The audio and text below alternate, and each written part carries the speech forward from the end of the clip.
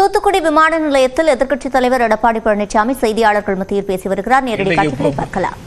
பேர் அண்ணா காலத்திலும் சரி, பொன்மனச்செம்மல் புரட்சித் தலைவர் எம்ஜிஆருடைய காலத்திலும் சரி, மாண்பு அம்மாவுடைய காலத்திலும் சரி, தமிழகத்தில் இருமொழிக் கொள்கை தொடர வேண்டும் என்ற நிலைப்பாடு, அதையே தொடர வேண்டும் என்று அவருடைய வலியுறுத்தி மனு கொடுத்திருக்கிறோம். இப்ப நான் வந்திருக்கிறேன், உங்களோட நானும் இப்பதான் வந்தேன், எதையும் பார்க்கல, பார்த்துட்டு சொல்றேன். அவர் எப்ப வேணா பேசிட்டே தான் இருக்கிறாரு, அதெல்லாம் சாத்தியமே கிடையாது. பிரிந்ததுதான். ஏன்னா பிரிந்தது மட்டும் இல்ல, இந்த கட்சியை எதிரிகளிட்டு அடமான வைக்கிறத எங்களால தாங்க முடியல. இன்னைக்கு அனைத்து இந்திய அண்ணா திராவிட முன்னேற்ற கழக தலைமை கட்சி அலுவலகத்தில் இவர் தலைமையில் ரவுடிகளை கூட்டிட்டு போய் அதை உடைச்சி அந்த தலைமை கழக புனிதமா அனைத்து இந்திய அண்ணா திராவிட முன்னேற்ற கழக தொண்டனுடைய கோயிலாக இருக்கின்ற அந்த தலைமை கழகத்தை என்றைக்கு உடைத்தார்களோ அன்றைக்கே. தற்போது முதலமைச்சர் மு க ஸ்டாலின் சட்டப்பேரவையில் பேசி வருகிறார். அதன் காட்சிகளை பார்க்கலாம்.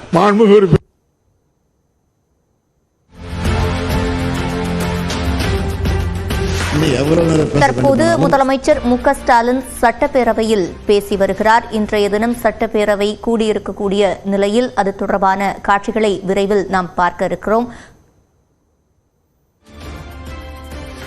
மொழிகள், மதங்கள்,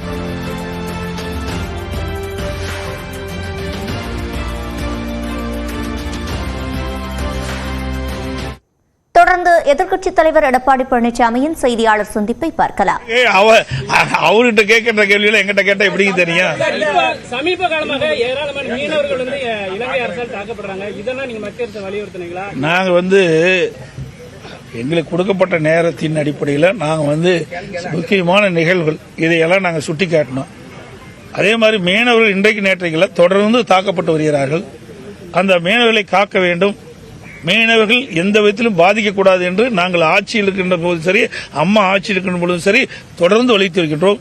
ஆகவே இன்றைக்கு இலங்கை அரசு வேண்டுமென்றே திட்டமிட்டு நம்முடைய மீனவர்களை தாக்குவது, அவருடைய பொருள்களை கொள்ளையடிப்பது, படகுகளை சேதப்படுத்துவது, அவர்களை கைது செய்வதெல்லாம் கண்டனத்துக்குரியது. அதை நாங்கள் ஏற்கனவே நாங்கள் சொல்லிட்டு இருந்து, நாங்கள் முதலமைச்சர் இருக்கும் சரி, அம்மா முதலமைச்சர் இருக்கிற காலத்திலும் சரி, கைது செய்யப்பட்டவர்களெல்லாம் நம்முடைய மத்திய அரசோடு தொடர்பு கொண்டு அவர்களை விடுதலை செய்து அழைச்சிட்டு வந்திருக்கிறோம். அது மட்டும் இல்ல, அந்த இலங்கை கடற்படையால் இன்றைக்கு அவர்கள் எடுத்து சென்ற அந்த படகுக்கெல்லாம் நாங்கள் நிவாரணம் கொடுத்தோம். பாதிக்கப்பட்ட மீனவர்களுக்கு நிவாரணம் நாங்கள் கொடுத்தோம்.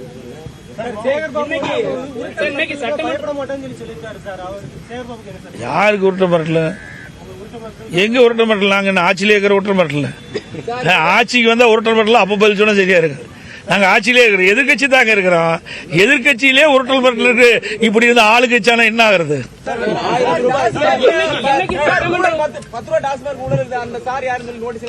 அதை நீங்க கண்டுபிடிங்க சார், கண்டுபிடிங்க சார், யாருன்னு கண்டுபிடிங்க. அதுதான் நாங்க போட்டுக்கிறோம்.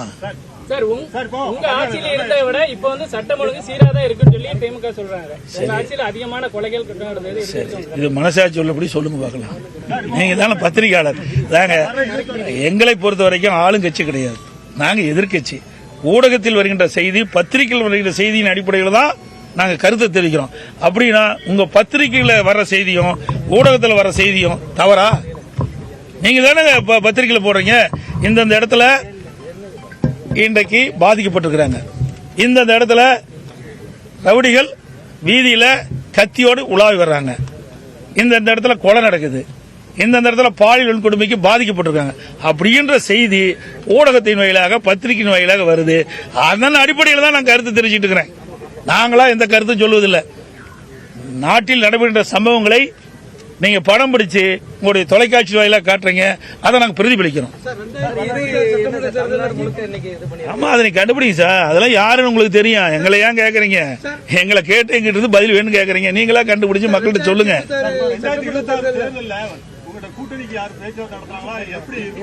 சார் 2026 நாள் எவ்வளவு நாள் இருக்குது? 11 மாத காலம் இருக்குது. 11 மாத காலத்திற்கு முன்பு எந்த செய்தி சொன்னாலும் அது நிலைக்காது. புரியுதுங்களா? அதனால கூட்டணி அமைக்கின்ற பொழுது பத்திரிகையாளர்களும் செய்தியாளர்களும் அழைத்து நிச்சயமாக தெரிவிப்போம். புரியுதுங்களா? தேர்தல் நெருங்கின்ற பொழுது கூட்டணி பேச்சுவார்த்தை நடைபெறும், நிச்சயமாக நடைபெறும். அப்படி நடைபெறுகின்ற பொழுது உங்களுக்கு முழுமையான தகவல் கொடுக்கப்படும்.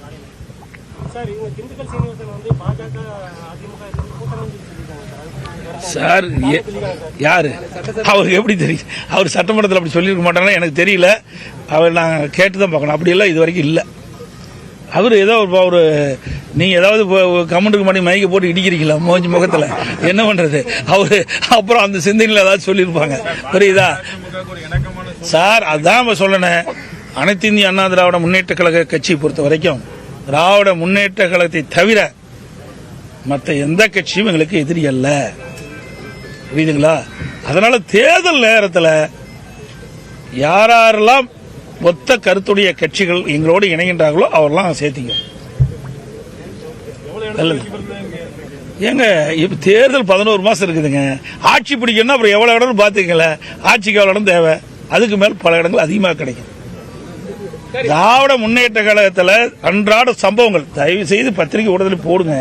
நாங்கள் பேசுறது கொஞ்ச நேரம் போடுறீங்க, மறுபடியும் போடுறதில்ல, பேட்டி மட்டும் கேட்குறீங்க, உடனே போன் வந்து ஆஃப் பண்ணிக்கிறீங்க, அப்படியே அதை எடிட் பண்ணிட்டு இருக்கீங்க. அதனால உண்மை நிலவரத்தை மக்கள்கிட்ட நீங்க போய் வெளிப்படையே சொல்லணும். நடுநிலையோட ஊடகம் பத்திரிகையும் செயல்பட வேண்டும் என்பது எங்களுடைய கோரிக்கை. எங்களுக்கு ஆதரவாக நீங்க செயல்படணும்னு கேட்கவே இல்லை. நாட்டில் நடைபெறுகின்ற நிகழ்வுகளை உண்மைத்தன்மையை மக்களுக்கு எடுத்துச் செல்லுங்கள். அதுதான் இன்னைக்கு தமிழகத்தில் சட்ட ஒழுங்கு எந்த அளவுக்கு சீர்கெட்டு என்பது உங்களுக்கு அத்தனை பேருக்கு தெரியும். இன்னைக்கு பள்ளியில் படிக்கிற சிறுமிகளுக்கு கூட இந்த ஆட்சியில் பாதுகாப்பு கிடையாது. சிறுமி முதல் மூதாட்டி வரை இன்னைக்கு பாலியல் வன்கொடுமைக்கு ஆளாக்கப்படுகின்ற செய்தி தொலைக்காட்சியிலும் பத்திரிகையில் வருகின்ற வெக்கக்கேடான செய்தியை தினந்தோறும் நாம் பார்த்துட்டு இருக்கிறோம். இந்த ஒரு வாரத்தில் மட்டும் ஒரு 3 செய்தி வந்திருக்க இன்னைக்கு பத்திரிகை ஊடகத்திலையும் பார்த்தேன். அவ்வளவு மோசமான ஆட்சி. போதைப் பொருள் நடமாட்டம் அளவே இல்லை. எல்லாம் கஞ்சா போதை, எல்லாம் அருவாலை தூக்கிட்டு வீதியில் உலா வர்றான். நேற்று முந்தைய நினைக்கிறேன் உங்க ஊடகத்தில் தான் பார்த்தேன். நீங்க காட்டில் ஊடகத்தில் பார்த்தா சொல்றேன். அவ்வளவு மோசம். இன்றைக்கு குற்றச்செயல் ஈடுபடுகின்றவர்கள் காவல்துறைக்கு வந்து அச்சமே கிடையாது. சர்வசாதாரணமா இன்றைக்கு இந்த கொலை சம்பவம் நடந்துகிட்டு இருக்குது. இதெல்லாம் தடுத்து நிறுத்த திறமையற்ற அரசாங்கம் தான் இன்றைக்கு இருக்கிற அரசாங்கம். காவல்துறை தான் நான் ஏற்கனவே சொல்லிட்டு இருக்கேன். காவல்துறை ஏவல் துறையா மாறி போச்சு. எல்லாம் கூட சொல்லும் தம்பி. கூட்டணி அமைக்கும் போது யார் யாரு எந்தெந்த கட்சி எங்களோட கூட்டணி இருக்கிறதெல்லாம் தெளிவுபடுத்துவாங்க. எல்லாம் கவலைப்படாதீங்க. ஏங்க எனக்கு தெரியலீங்க. தெரிஞ்சா தான் நான் சொல்ல முடியும். தெரியாத நீங்க கேட்கிற கேள்வி தவறா சொல்லிடக்கூடாதுல்ல. நான் காலையில வந்து இறங்கினேன், நேரம் அங்க போனேன், அங்க வந்து இரங்கல் செய்தி கொடுத்தேன். நீங்க வந்து உங்களுடைய இடையில மறிச்சுக்கிட்டீங்க. நீங்க வந்து பேட்டி கொடுத்தே ஆகணுங்க. சரி, எனக்கு தெரிஞ்ச செய்திகளை உங்கள் மூலம் பகிர்ந்துக்கிறோம்.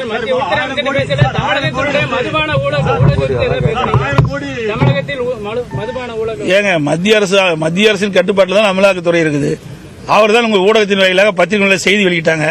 அதை உண்மைத்தன்மை கண்டறிந்து யார் குற்றம் செய்யப்பட்டார்களோ அவர்கள் மீது கடும் நடவடிக்கை எடுக்க வேண்டும் நாங்கள் வலியுறுத்தி இருக்கிறோம். அனைத்து ஊடகங்களுக்கும் பத்திரிகைகளுக்கும் வணக்கம்.